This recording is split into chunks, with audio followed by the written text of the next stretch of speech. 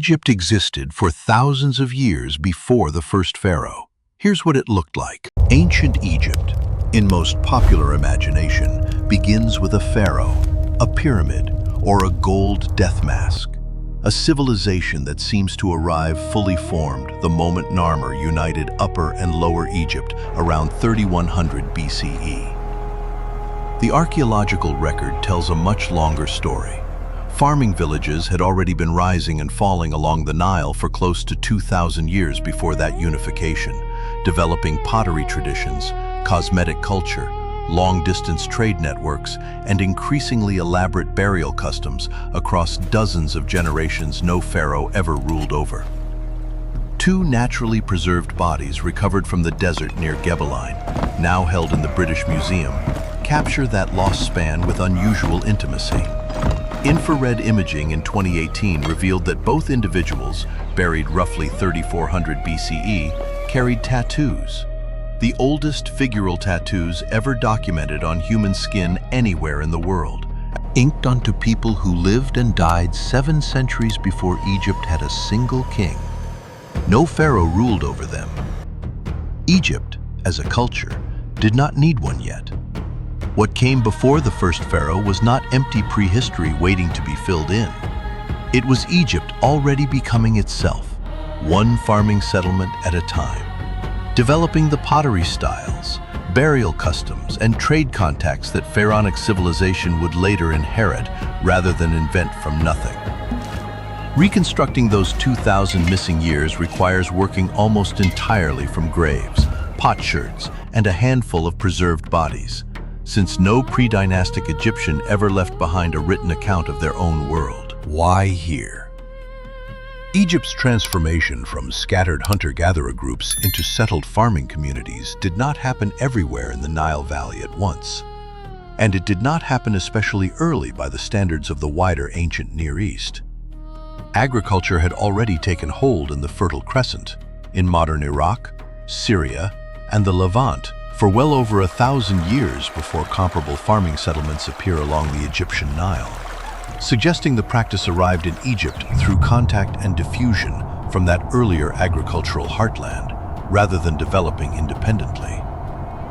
Once established, however, the Nile Valley offered advantages few other early farming regions could match.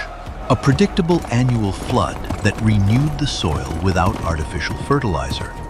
A narrow cultivable strip bordered by defensible desert on both sides, and a single navigable river that made moving people, goods, and ideas along its length considerably easier than overland travel across most of the ancient world.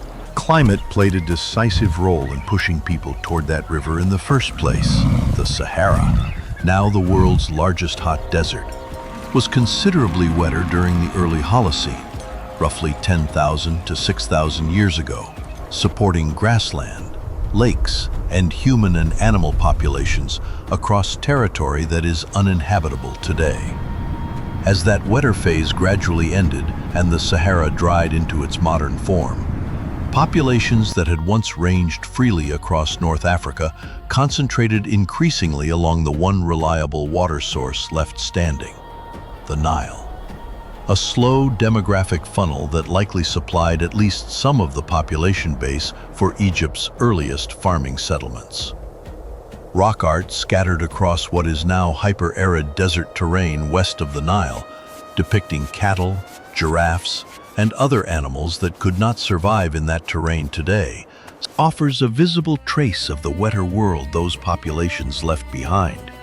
Evidence some researchers now read alongside the Nile Valley's own archaeological sequence to reconstruct roughly when and how quickly the desertification pressure actually built. Herodotus, writing millennia later, described Egypt as the gift of the Nile, and the observation applies just as well to the pre-dynastic centuries as to the pharaonic ones that followed. Every early Egyptian settlement identified so far sits within reach of the river or one of its adjacent lake systems. A settlement pattern with no meaningful exception across the entire pre-dynastic period. confirming that the same geographic logic governing later Egyptian civilization, dense population strictly along a narrow water-fed strip flanked by uninhabitable desert, had already fully asserted itself before a single Egyptian king existed to formalize it politically. The first farmers. The earliest confirmed farmers in Egypt appear around 5200 BCE at Faiyum sites near the lake depression southwest of modern Cairo, where archaeologists have recovered storage pits containing domesticated wheat and barley alongside stone sickle blades, evidence of a population that had already committed to planting and harvesting grain rather than relying solely on hunting and gathering along the Nile's margins. A related farming culture developed slightly later in the delta at Merimde Beni Salama, active from roughly 5000 to 4200 BCE and, at its peak, the largest known settlement anywhere in Egypt for that period, with houses, burials, and enough continuous occupation layers to suggest a genuinely permanent, multi-generational village rather than a seasonal camp.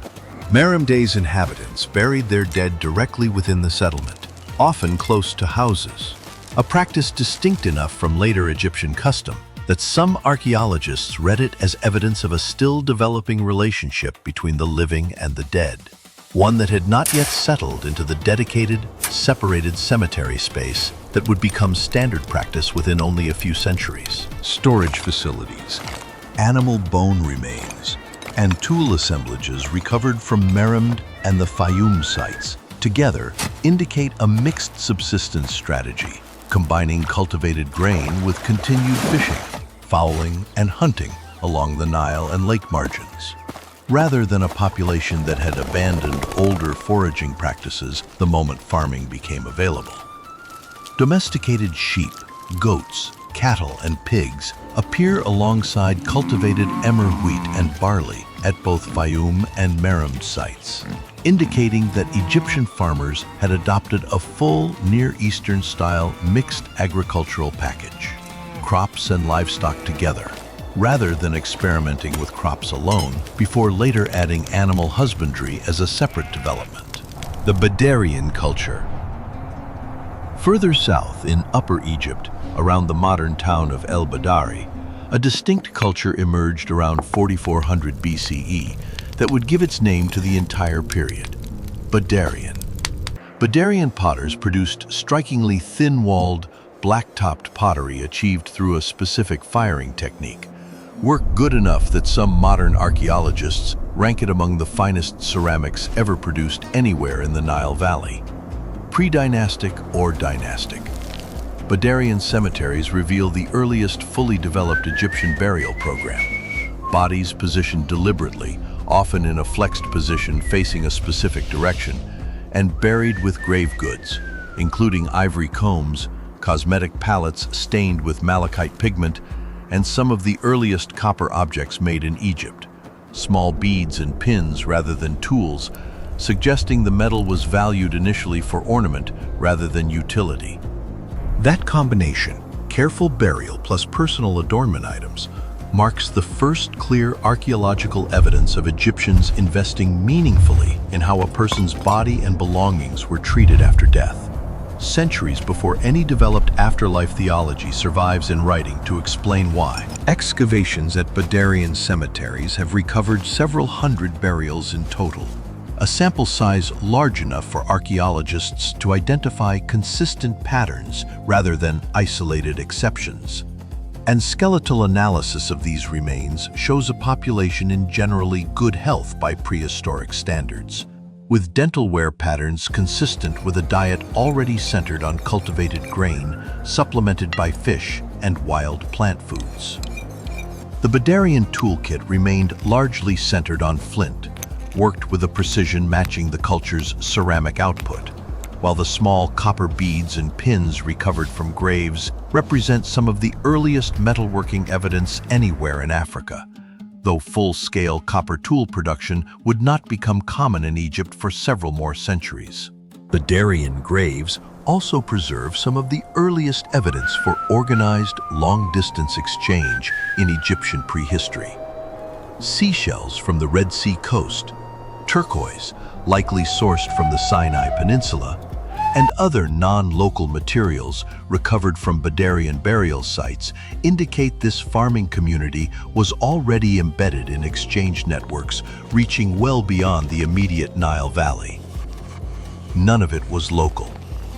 Later Egyptian civilization would turn exactly that kind of long-distance connectivity into a defining feature of its economy. The transition from Merimde and Faiyum cultures in the north to Badarian culture in the south was not simple or fully continuous, and Egyptologists still debate exactly how much direct cultural continuity connects these regional traditions versus how much represents parallel, independently developing adaptations to similar riverine farming conditions. What is not disputed is that Badarian material culture represents a clear technological and artistic advance over its northern predecessors, particularly in ceramics, suggesting Upper Egypt had begun to develop its own distinct regional identity within the broader pre-dynastic world well before any political unification brought Upper and Lower Egyptian traditions into direct, sustained contact. Nakada I. Around 4000 BCE, a new and more widespread culture took shape further south, named for the site of Nakada, where it was first identified and now used to describe the broader cultural horizon that dominated Upper Egypt until unification. Nakada I, sometimes called the Amratian period after another key site, continued and expanded the black-topped pottery tradition inherited from Badarian workshops while adding new painted decoration, geometric patterns, and, increasingly, depictions of animals and boats applied directly onto vessel surfaces. Settlements grew larger and more numerous across Upper Egypt during this period. Cemetery evidence shows the first clear signs of social differentiation within communities. Some burials remained modest, a body and a handful of pottery, while others, still a minority, included significantly more grave goods, imported materials, and larger burial pits. It was an early, uneven distribution of wealth and status, and it would only become more pronounced in the centuries that followed. Nakada I potters also began producing distinctive white cross-lined ware. Red pottery decorated with pale geometric patterns and figural scenes painted before firing. A technically demanding style that required precise control over pigment and kiln temperature, and that modern collectors and museums now treat as some of the most recognizable pre-dynastic Egyptian pottery in existence. Small clay and ivory figurines, some clearly representing women in exaggerated, stylized poses, also appear in Nakada I graves. Objects Egyptologists still debate the purpose of, variously interpreted as fertility charms, funerary attendants meant to serve the deceased, or simple decorative items whose religious meaning, if any, has not survived in any written form.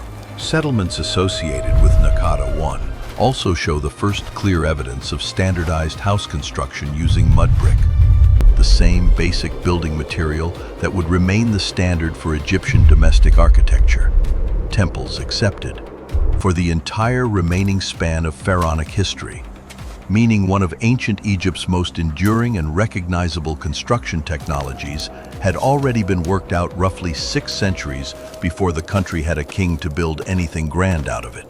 Nakada II and the Mesopotamian connection.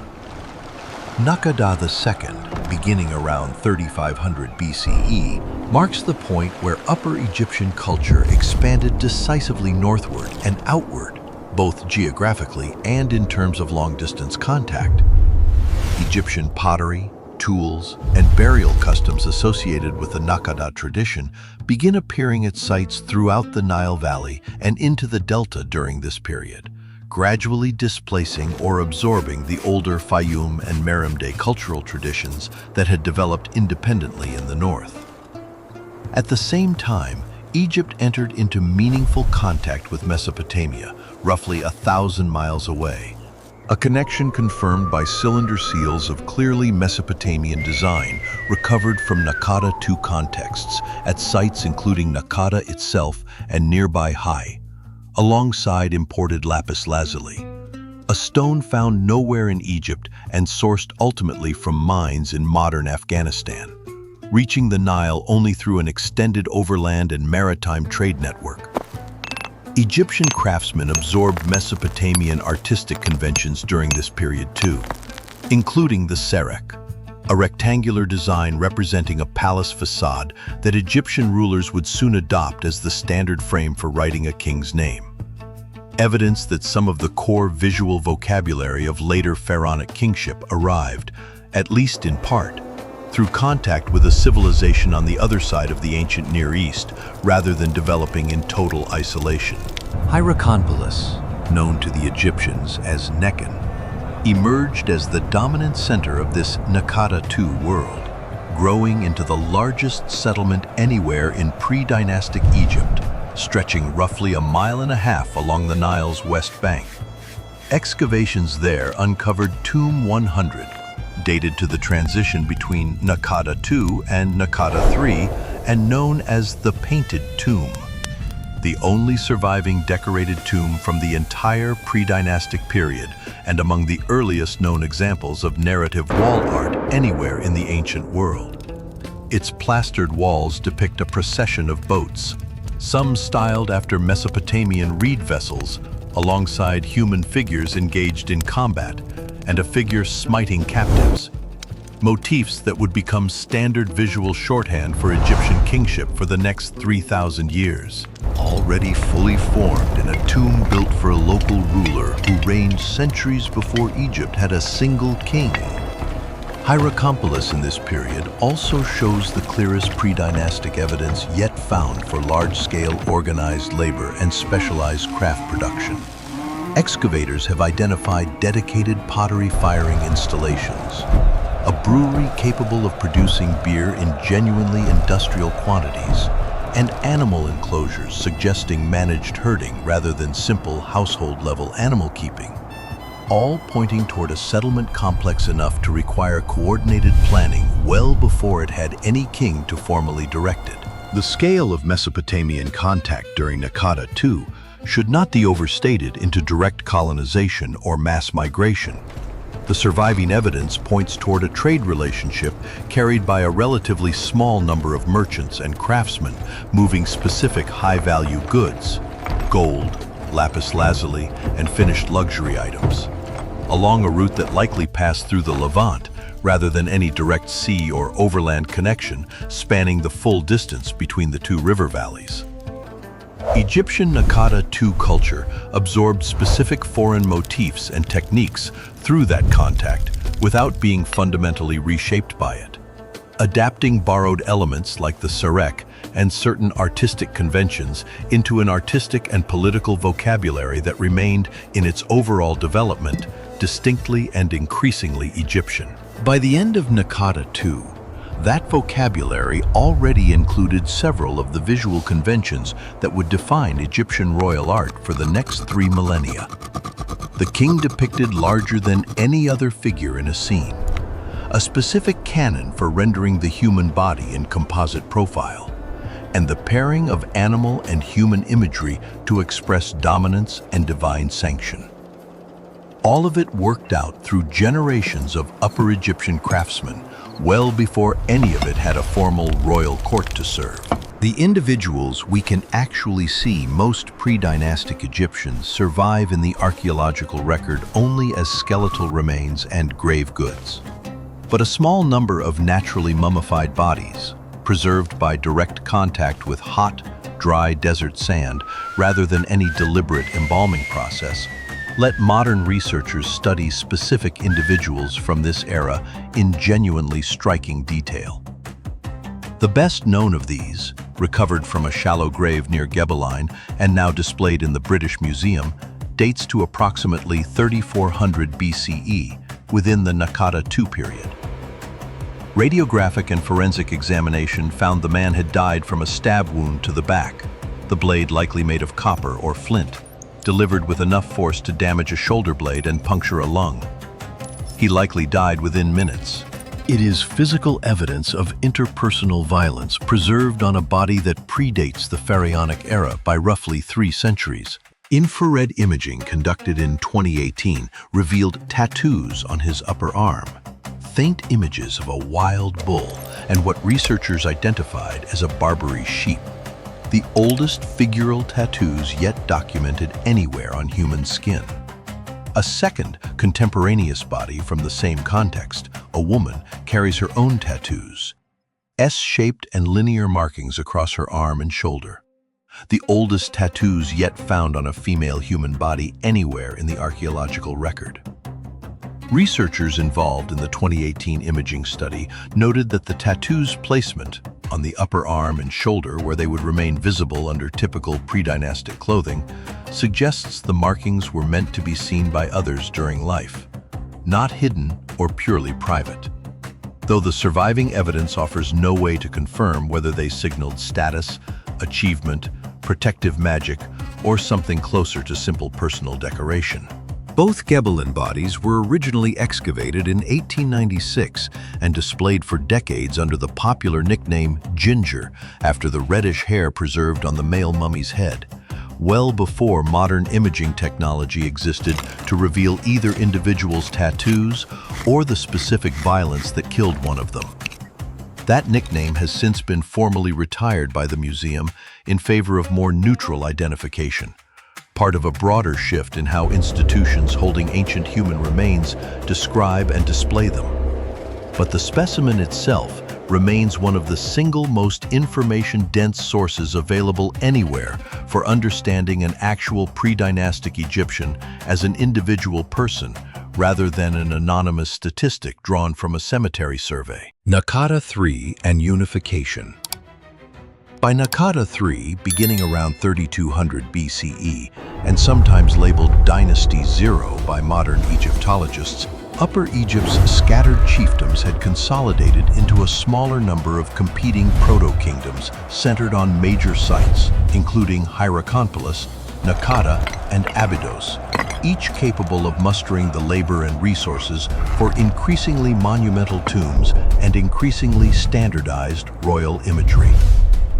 Objects recovered from the main deposit at Hierakonpolis, including a mace, head inscribed with the name of a ruler modern Egyptologists call Scorpion, depict a king performing an irrigation or foundation ritual, evidence of an individual wielding authority, and iconography recognizably close to later pharaonic kingship, though whether Scorpion ever ruled a genuinely unified Egypt remains disputed among specialists, given how fragmentary the surviving evidence is. The Narmer Palette, recovered from that same Hierakonpolis deposit and dated to roughly 3100 BCE, resolves that ambiguity more decisively. Carved from a single slab of siltstone, it depicts a king named Narmer, wearing the white crown associated with Upper Egypt on one face and the red crown associated with Lower Egypt on the other. No earlier image shows one ruler wearing both. Whether the palette records one specific military campaign or functions instead as an idealized, symbolic statement of unified rule remains debated among Egyptologists. And some evidence suggests Narmer's immediate predecessors, Scorpion likely among them, had already been using unification symbolism for a generation before Narmer's own reign. What the palette undeniably marks, regardless of how literally its scenes should be read, is the moment the archaeological and textual record stops describing separate Upper and Lower Egyptian polities and starts describing one continuous line of kings ruling a single Egypt, the beginning point most conventional Egyptian chronologies still use today. Further north at Abydos, a separate cemetery associated with this same transitional period has produced its own remarkable evidence. Tomb Uj, generally attributed to a ruler sometimes called Scorpion I and dated slightly earlier than the Hierakonpolis Scorpion macehead, contained hundreds of imported wine jars, alongside small bone and ivory labels inscribed with markings many Egyptologists now consider the earliest known examples of Egyptian writing, predating the more fully developed hieroglyphic inscriptions of Narmer's own reign by several decades. If that identification holds, writing itself, one of the technologies most closely associated with Pharaonic civilization's advanced administrative capacity, was already in limited use before Egypt had formally unified at all. One more piece of supposedly dynastic culture that actually took root during the long pre-dynastic buildup this account has been describing. The labels themselves are small, unassuming objects, pierced bone and ivory tags no larger than a fingernail, originally attached to goods stored inside tomb UJ and bearing short combinations of signs Egyptologists interpret as recording place names, quantities, or the source of the wine jars they once accompanied. A mundane administrative function that nonetheless represents the earliest known glimmer of the writing system that would eventually record everything from royal decrees to temple hymns across 3,000 years of Egyptian history. The competing setters of Nakada III did not consolidate peacefully by all accounts.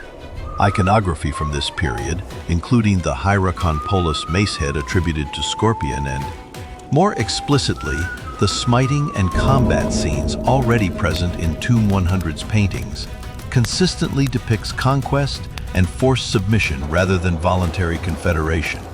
And some archaeologists have proposed that Nakada itself, one of the three major Upper Egyptian centers, may have been militarily absorbed or suppressed by Hierakonpolis and Abydos sometime before full unification. Its own local ruling elite disappearing from the archaeological record in a way that suggests defeat rather than peaceful merger. Lower Egypt's own political situation during this same period remains comparatively poorly understood, since far fewer Nakada III sites have been excavated in the delta, partly because centuries of Nile silt deposition and modern agricultural development have buried or destroyed much of the relevant archaeological layer, leaving Upper Egypt's better preserved desert edge sites to dominate the modern narrative of unification by default, rather than because Lower Egypt was necessarily the passive, less consequential party the surviving evidence sometimes implies. Legacy. Everything later Egyptian civilization would become recognizable for hieroglyphic writing, standardized royal iconography, organized long-distance trade, hierarchical burial practices distinguishing elite from common dead, was already present in some working form before Narmer ever took the throne. Built up gradually across roughly 2,000 years of pre-dynastic development. Most popular history skips entirely on the way to the pyramids. Modern archaeology has only taken this earlier period seriously as a subject of sustained study for a little over a century. And excavation at sites like Hierakonpolis continues to revise the timeline of exactly when and how Upper Egypt's local chiefdoms consolidated into the world's first territorial state. The tattooed man from Gebelein, stabbed in the back and buried in the sand 700 years before Egypt had a king, never knew he was living through the formative centuries of a civilization that would eventually build the pyramids, decipher its own writing system for foreign visitors, and outlast Rome's memory of it as ancient. He was already, in every way archaeology can measure, thoroughly Egyptian. The roughly 2,000-year span between the first Faiyum farmers and Narmer's unification is, by itself, longer than the entire span separating Narmer from Cleopatra. A comparison that tends to surprise people encountering Egyptian chronology in real detail for the first time. Pharaonic Egypt, so often treated as the ancient world's oldest and longest-running civilization, was itself built on a foundation of prior development that lasted nearly as long as everything that came after it. A pre-dynastic Egypt that no pyramid, no pharaoh, and no hieroglyphic inscription was ever built to specifically commemorate, and that modern archaeology is still working, grave by grave, to fully reconstruct. New excavation seasons at Hierakonpolis, Abydos, and smaller pre-dynastic sites across Upper Egypt continue to push key developments earlier, refine the boundaries between cultural phases once treated as sharply distinct, and occasionally overturn assumptions about how centralized or fragmented Nakada III political authority actually was in the decades immediately before Narmer. The story this account has told built from the best current consensus among Egyptologists, is very likely to be revised again as more of that record comes out of the ground, which is itself a fitting final note for a period whose entire history survives only because people who left no writing behind chose, generation after generation, to bury their dead with enough care that something of their world managed to last.